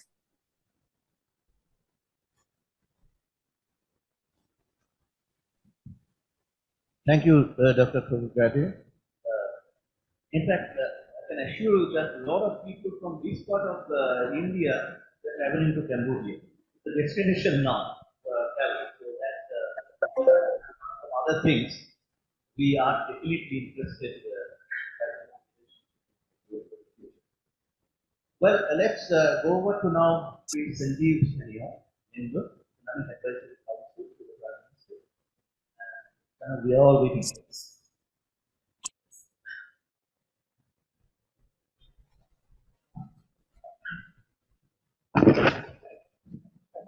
Good afternoon, ladies and gentlemen. Let me thank first Bengal Chamber of Commerce and Ministry of External Affairs for organizing this event on a topic that I think will define the 21st century, which is the Indo-Pacific. As you have just heard, it is the Indo-Pacific is, of course, a geostrategic concept. It is also an economic concept. It's not a longitudinal concept, Mr. Dasgupta, and it very much includes the United States. So the point is that it is a framework of thinking that we are trying now to build out. Because in the end, whether institutions or human beings in general, we tend to think in frameworks. And the framework of the whether it's the North Atlantic, once used to dominate the world's thinking. That's what came to define the way supply chains were built out. That's how defense and geostrategic policy was built out, and so on. And so therefore, the Indo-Pacific is not just a concept that we have created out of thin air because it sounds good, but it has real teeth in it, because this is, in fact, the way we will think of a lot of things. The geostrategic aspect of it, of course, is very much linked to the framework of the Quad, which is of course being discussed earlier in the day. This session is not about the geostrategic aspects. Nevertheless, it should be remembered that it is at the background of a lot of this. There is also now more flesh being put on the bones in terms of, for example, the Indo-Pacific Economic Framework that was also discussed a little bit earlier. It has 4 pillars. India has wholeheartedly participated in 3 of them, but for the Fourth one, which is on trade, we have so far, we are observer status, and we will over time think of participating in this if things work out the way we'd like it. I would like to state here that when we begin to rethink things like the Indo-Pacific, we also need to rethink many of the rules of the game.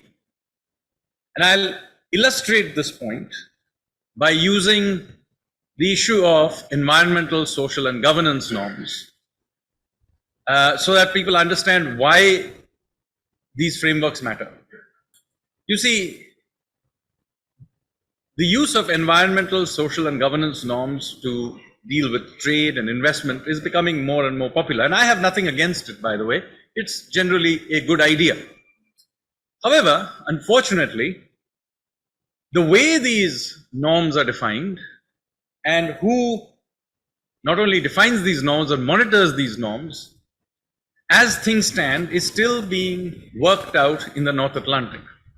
And this is very problematic, because the way you think of how environment norms are to be defined, social norms are to be defined, governance norms are to be defined, are largely being done without any consultation with countries in the Indo-Pacific. Of course, the US itself is part of it, but the rest of us. And a lot of this continues to be falling into the North Atlantic paradigm. Many of the global indices, frameworks, rankings, and all of these things that end up flowing into how these norms actually work on the ground are still almost exclusively done by institutions that are in the North Atlantic. That is simply unacceptable. And this is something, by the way, this is not the first time I'm making this point. I've spoken about this very widely, and this is very, very problematic, and it needs to be revisited. So if there is to be an Indo-Pacific economic framework, and if ESGs are to be a part of this at all, then this has to be redefined. Otherwise, this will not work, and we will not participate in this. So, and we are not just speaking about India. Do remember that the Indo-Pacific, while the Quad may be its four corners, it includes many, many other countries. It includes, of course, the countries of the ASEAN, but the wider ecosystem also includes, for example, Eastern Africa and the Middle East. So there has to be some conversation about this use of ESG, which, at least as things stand out, and I can tell you, appears to be as like non-tariff barriers. And this message has to go through, because unless there is a fair rules of the game, there will be no Indo-Pacific that will actually work. The North Atlantic worked because, at least for some time, there was some parity in how these rules of the game were both arrived at and how they were implemented. So I'm just putting it out there as an example of how the Indo-Pacific, if it is to become the framework for geostrategic and economic cooperation, how, if that is to become the 21st century's framework, then that will require this resetting of things like ESG, but many other rules of the game.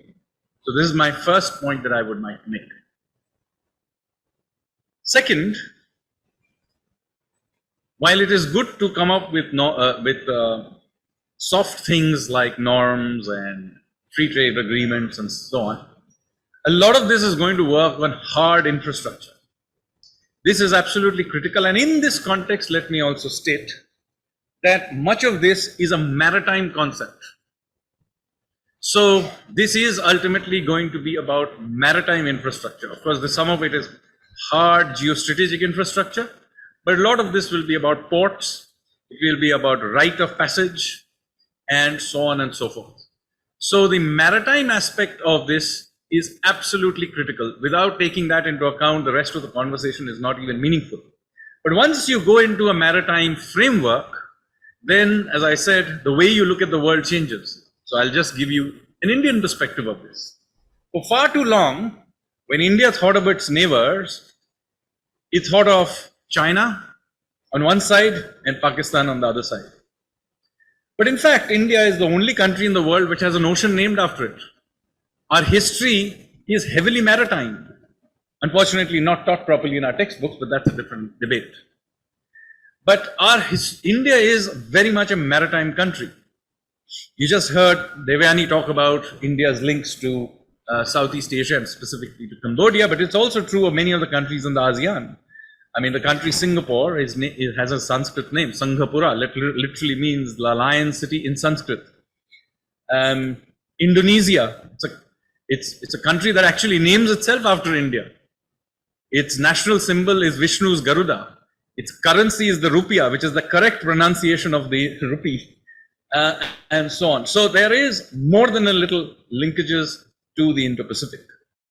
And then there is Australia, very often mistaken to be a Pacific country, but it's actually an Indian Ocean country just as much.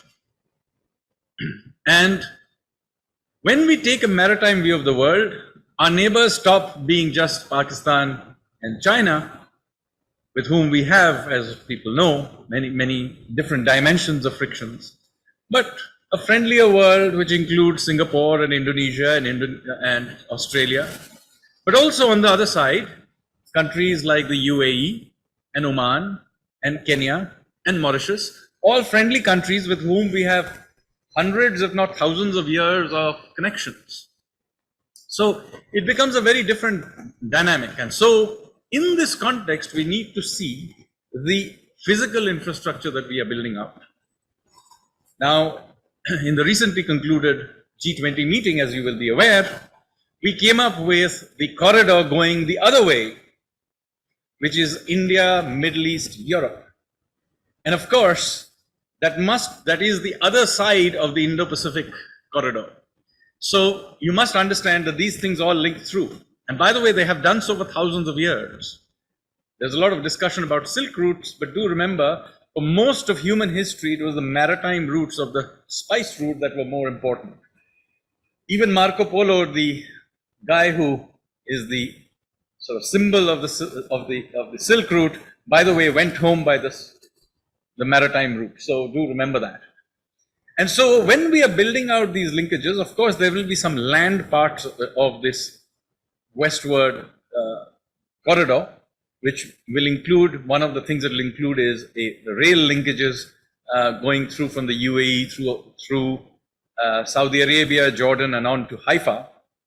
But it has very significant maritime aspect to it. At least the Indian part of it through to the Middle East will be entirely maritime. And of course, this has several advantages because unlike land routes, this is much more flexible. You can go from Mumbai to feed into this. You can feed in from Kochi, you can feed in from Gujarat, you can even feed in from the Bay of Bengal side of our coast. So it is a much more flexible way of thinking about this. And of course, it means that the existing trade routes also will be used by us. We will continue to use the Red Sea through the Suez. And on the other side into the Mediterranean, also it is maritime to a large extent, because once you get to Haifa, you have multiple routes you can take. Of course, one of the routes we will build through is that of Greece. But do remember, we can also, once you're on a ship, you can also go to Italy, you can go through to Marseille and France, and you can go through to Spain. Indeed, you can even sail right out to the other side of the pond. So the important point I'm making is once you begin to think in maritime terms, you begin to have a far more flexible worldview than is the case if you had a landlocked view of the world. So I'm emphasizing this maritime aspect over and over again because in the end, as I said, the Indo-Pacific is a maritime concept.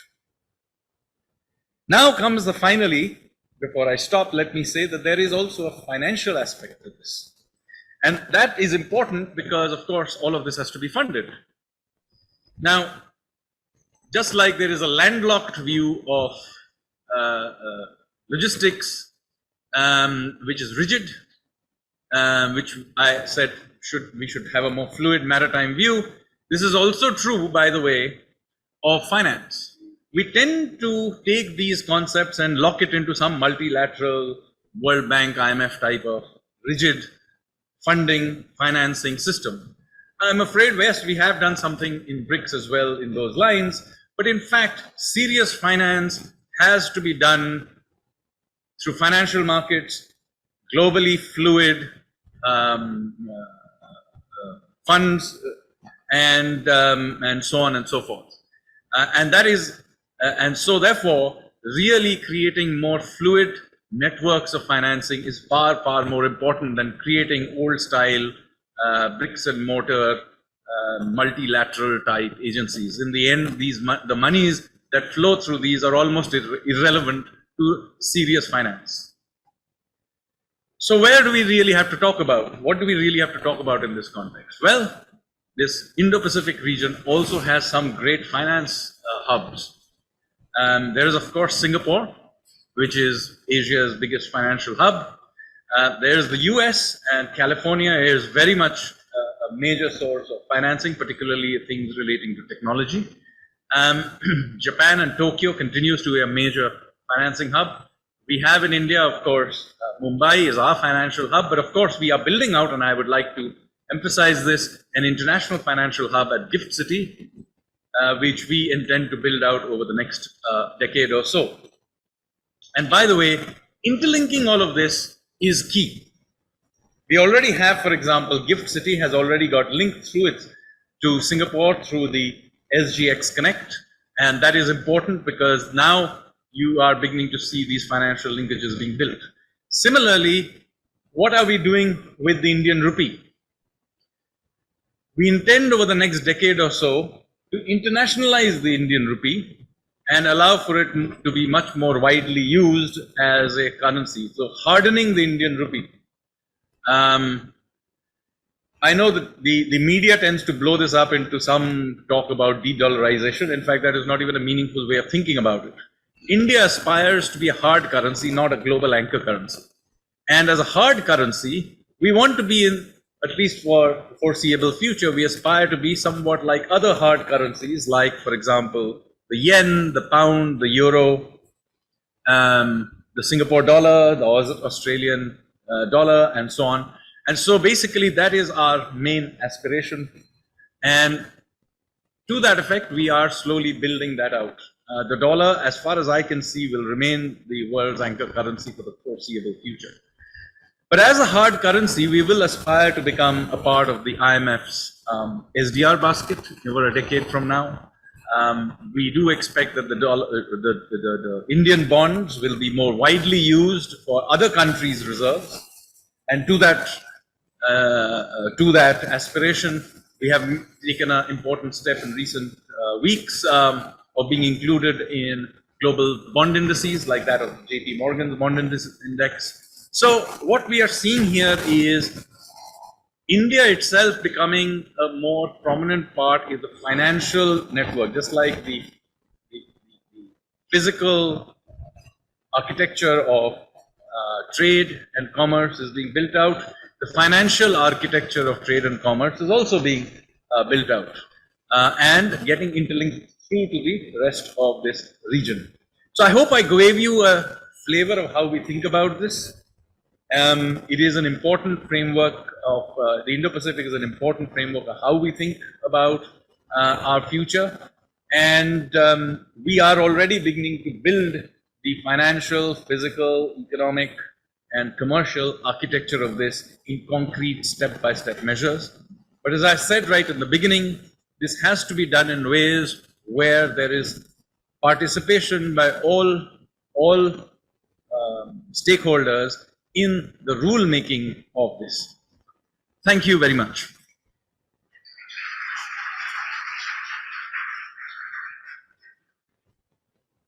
Thank you very much, Mr. Channal, for a very inspiring speech, I would say. Touched upon a number of things. In fact, all of them are quite important. And getting to a different kind of norms than what has been historically set by the North Atlantic part of the world. Getting the hard infrastructure or very I would say that a integration of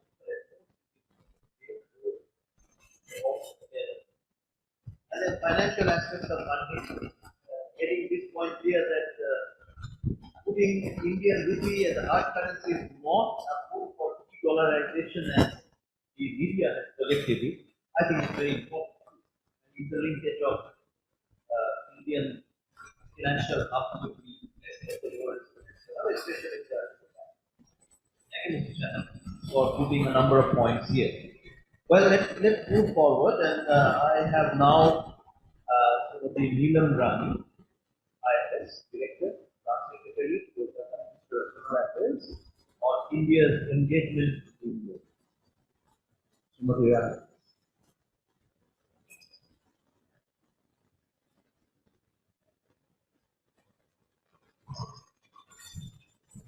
Good afternoon, all of you, and Namaskar. Shri Sanjeev Sanyal, Member Economic Advisory Council, Prime Minister Office of India, Consular General of USA, President of BCCI, distinguished members, dignitaries, media, ladies and gentlemen. It's indeed a great pleasure and honor to attend this event and have the opportunity to share and listen to the invaluable insights from our distinguished speakers who are present here today for conclave.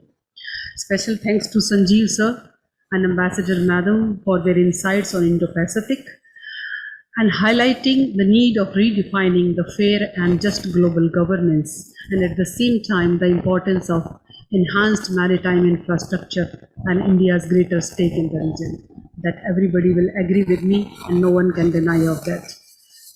So I also take the opportunity to thank Bengal Chamber of Commerce and Industries who came forward with the idea of organizing this business event, namely the Indo-Pacific Economic Conclave in the association with Ministry of External Affairs. So I will not dive deep into the length and breadth and strategic importance of the concept that encompasses in it, as already my fellow speakers have enlightened the gathering and has already highlighted the importance of the concept. Friends, I will talk more about this conclave. This conclave is an important platform, an important one, as it will serve as a unified platform for the business community from the Indo-Pacific region to deliberate upon their agendas, and I am happy to see the overwhelming participation of our foreign business chambers who are leading the delegations to explore opportunity between India and their respective countries. I am sure this event will prove to be a catalyst to enhanced business engagements and will further connect the business community in the Indo-Pacific region. The Indo-Pacific region accounts for the 63% of global GDP, and half of all global trade passes through the waters of these two bodies. Dear friends, the growing importance of Indo-Pacific region on the global geopolitical map and the problem of economic concentrations has prompted us to intensify our business engagements in the region as India strives for an open, free, rule-based Indo-Pacific region. India stands for freedom of navigation and respect for international laws in the Indo-Pacific region. Friends, de-risking the global economy now involves reliable and resilient supply chain as well as promoting trust and transparency in the digital domain. India-Pacific region documents calls for close cooperation within Indo-Pacific countries for improving connectivity in all its dimensions, transport, digital and human, and Sanjeev sir has very nicely highlighted the importance of maritime infrastructure, digital connectivity, rupees in trade, etc. And I'm sure that today's gathering is a reflection of the growing business connect in the region. I'm sure our initiative of digital integration, trade in rupees, initiative on developing maritime infrastructure and inclusiveness in the Indo-Pacific will leave a lasting impact for increasing the business engagements in this region. Now let me briefly come to the export scenario in the region vis-a-vis India. Dear friends, I would like to highlight that while during April-July, India's total goods export contracted 14.5% due to slow global demand.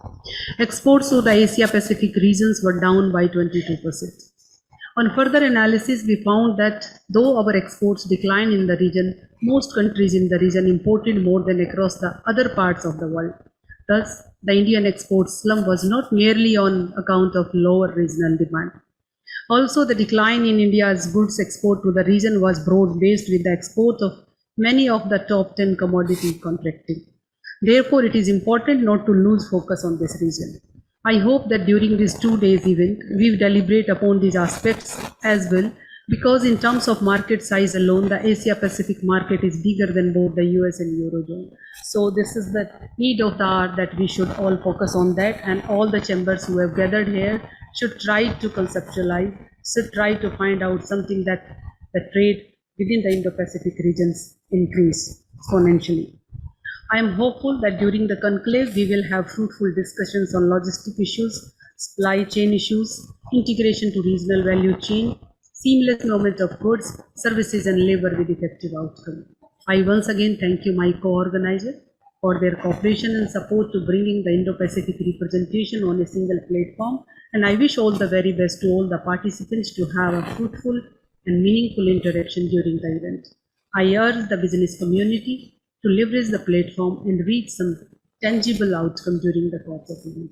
Thank you once again for giving us the opportunity to be here. Thank you. Jai Hind. Thank you, Srimati Nilamrani, for giving all kind of insight. Chamber, all of us, go forward and have a transparent and efficient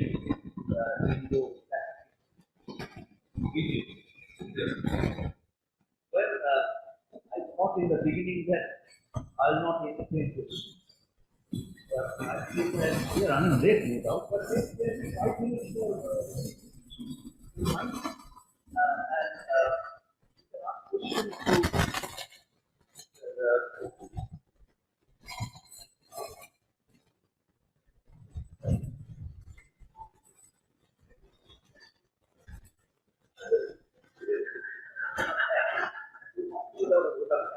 but maybe 5 minutes of questions that you can ask to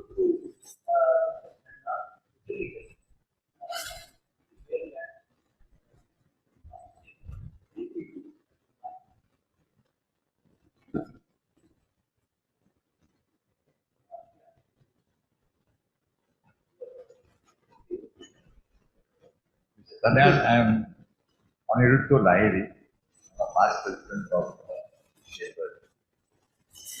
I was just to embolden myself to ask this question.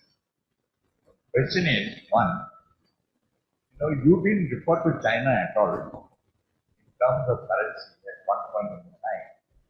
Chinese even said that the Chinese currency will become the world currency.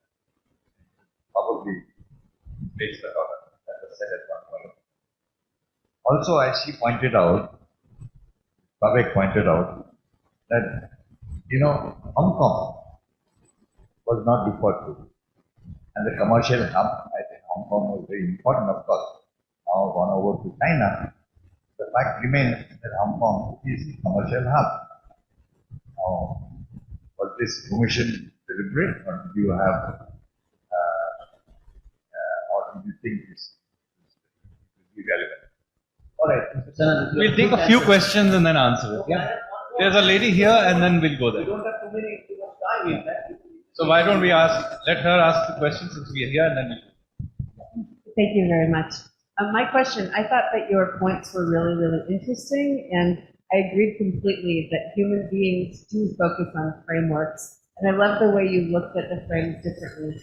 I'd be curious to know on the ESG, in terms of ESG, since there isn't technically an agreed international framework for ESG, but a lot of different frameworks that are currently being discussed.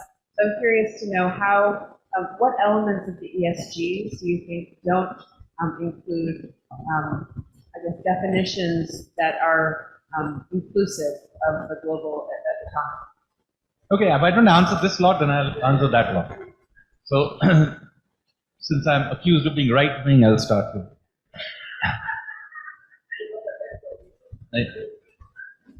Okay, so I'll answer these two questions quickly. See, there is an issue with the ESGs. As you said, that nobody has agreed on what these ESGs are, but they are floating around since, in fact, the UN came up with this concept of ESG in 2006. And since then, it has quietly pervaded many things. So, for example, it's now used for investment and this and that. The European Union at the beginning of this year, introduced it as a mandatory for how, for example, imports and trade and other things are done. In the US, for example, it's getting introduced even by private companies into using this as a framework. But as you yourself said, there is no agreed framework. So who came up with these frameworks? And it turns out to be, it has been largely been hijacked and arbitrarily defined by certain institutions in the North Atlantic. Some of these are think tanks in the UK and the US, some in Europe, some private companies in certain cases.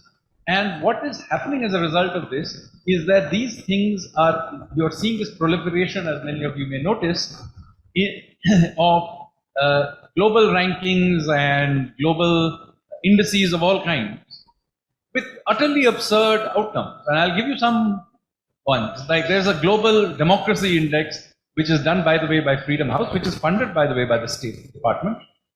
There's also a similar one done by Varieties of Freedom out of in Sweden. Now, it's quite strange if you look at the lists of democracies in the world. First of all, the world's largest democracy always ends up somewhere near number 100. But if you look at the actual list of it and who are in the top 10, let me list you the countries that are in the top 10 of these indices. Kingdom of Norway, Kingdom of Denmark, Kingdom of Sweden, Commonwealth of New Zealand, Kingdom of Belgium, United Kingdom. In fact, being a republic seems to be bad for democracy. Now, why is this ending up? And I'll tell you why. Because of the way you have defined democracy. Right? So if you, for example, insert simply another line into the methodology and say that should the head of state be elected, which surely is an important part of democracy, then all these countries will just disappear. So what I'm trying to tell you is that I just gave you this as an instance of how arbitrary ESG frameworks, which have not been agreed to by the world, are simply being utilized for all kinds of things which it's not meant for without any discussion. And these methodologies, which are utterly arbitrary, lead to utterly arbitrary outcomes. So there has to be a discussion about ESGs if it is to be a serious part of this. Otherwise, countries like India will have great difficulty participating. And we are being quite clear and upfront about this. I think just day before yesterday, our Foreign Minister, Minister Jaishankar, in the UNGA, made a point about the fact that the world's frameworks need to be revisited for the 21st century. This is one part of that. So I just thought I'll let you know. As far as leaving Hong Kong out, well, I mean, there is a long list of financial hubs. I did not list them out. I listed the most important one, Singapore. I also listed the second most important one, which is Tokyo. Hong Kong's position in the world of finance is in decline. That's a fact. I didn't deliberately pick on it, but I didn't think it was. If I had to mention Hong Kong, then I'll have to also list out many others. Dubai is also another one, for that matter. So I'm not picking on them. I just did it in order of what I thought was important. We'll have to go on to this side as well. Just one last question, because then you can talk over the lunch. No problem with that. Thank you. Okay. Go ahead. That will be the last, and then lunch. Thank you, sir. Mr. Sanjeev Sanyal, this is a question to you. I think your points are very valid about ESG being arbitrary and therefore not getting the desired result. There is a candidate in the Republican presidential campaign, Vivek Ramaswamy, and he is very iconoclastic. And he has taken, one of the positions he has taken is that if he becomes president or becomes vice president under Donald Trump, he will scrap ESG. Taking the position that you are taking now that ESG needs to be tweaked. Do you see a commonality between what you say and what he says? Some faction in eclipsing of ESG in corporate governance, in respect of capital markets? See that? I have another question, one more. Well, let me just say that this question I had a little difficult to answer as Secretary to the Government of India, I can't comment on the politics, internal politics of another country. But, you know, they may have other reasons for not wanting ESG. I'm telling you why we don't want it. Yeah. No, let him ask him, since I didn't answer this question, he can finish his question. By default. But it is like, Yeah, I think the South China Sea is a very clear strategic subset of the Indo-Pacific. And beyond statements being made that everybody recognizes the right of free passage, is there something to be said in terms of what the Indo-Pacific can do towards the 9-dash line, now the 10-dash line? The only country taking a covert, obvious opposition to what's going on in the 9-dash line is Philippines. Is there, what's the narrative going to be in the face of? Again, as I said, we have a well-established view on this from the Ministry of External Affairs, and that is effectively my view as well. I obviously will reiterate that, which is that, you know. I think let's leave it Yeah. there. Thank you. I'm going to say that I've been unanswered on both counts. Thank you. Over the line. Last question, yes, please. My question is to Mr. Sanyal. I'm Captain Mazumdar and I'm heading the shipping committee as a mentor. Since I'm in the maritime trade, sir, this question is to you. It may be a bit premature. Talked about the Prime Minister's G20, about the land route and the rail route, multimodal transport from India to UAE, Saudi Arabia, Israel, to Europe. I'm sure you know, sir, that every day there are umpteen number of sailings ships on the west coast of India direct to Europe at the time of the direct non-multi-handling transport of the goods. It was straight into India. Do you think it's economically viable, this operation? See, there have to be various ways of transporting goods. So that's why right in the beginning I told you that it's not like we are not going to use the Red Sea through the Suez route. But there are other routes can be created for different goods, for different networks of things. You need to understand optionality is a very important part of thinking about supply chains. And so we are creating optionalities. And given that we foresee the amount of volume of trade going back and forth, you need to have all kinds of optionality. This will also be an important throughput. Depends on what goods. I mean, obviously, if I'm doing dry bulk goods, still easy to just load it on, send it on. But there will be plenty other products that go through in other ways.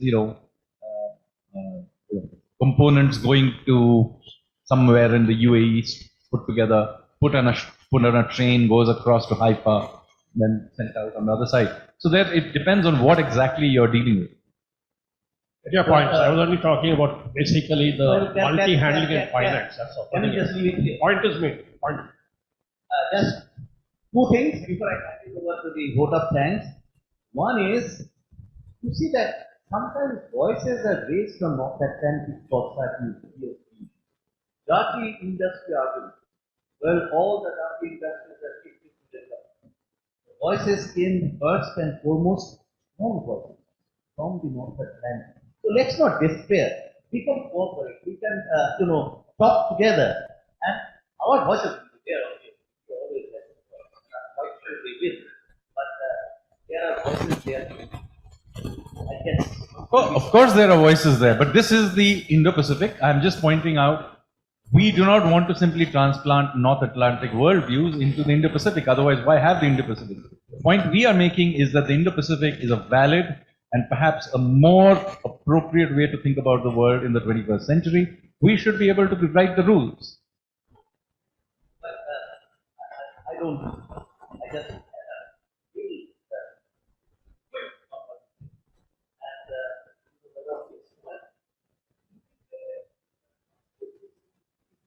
just there are road trade,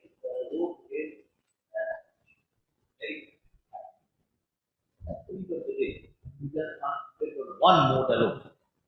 Let's just leave it here, and I now invite Mr. Arnab Basu, Senior Vice President of the Bengal Chamber, who will give the vote of thanks. Mr. Basu, please. Thank you, Professor. Standing between you and lunch, I have the august honor of imparting the very important vote of thanks. Ladies and gentlemen, when we embarked on the Indo-Pacific Economic Conclave a few months back, to be fair, we were quite apprehensive about the outcome, given the enormity of the task. But after witnessing the opening two sessions of this epochal Indo-Pacific Economic Conclave, which in many ways is a first of its kind initiative in this part of the world, I am personally quite humbled, and I feel privileged to share with you that we have all witnessed in some ways a history in the making today, something that has not yet been tried out in this part of the world. My heartfelt thanks on behalf of BCCI and of course on my personal behalf to the speakers at the opening session, who have very clearly charted out what we all from the chambers of commerce and associations and the economic ecosystem in general need to discuss and work out in spirit of partnership and of course collaboration. I am most delighted that this program is on the heels of India's G20 presidency, which has truly given meaning to the phrase of one earth, one family, one future. We definitely shall see in the next few hours how we can extend that family and create a network of like-minded institutions serving the common cause of industry and business in the Indo-Pacific. Thank you very much. May I request the President of the Chamber to please present tokens of our deep appreciation to the speakers on the dais.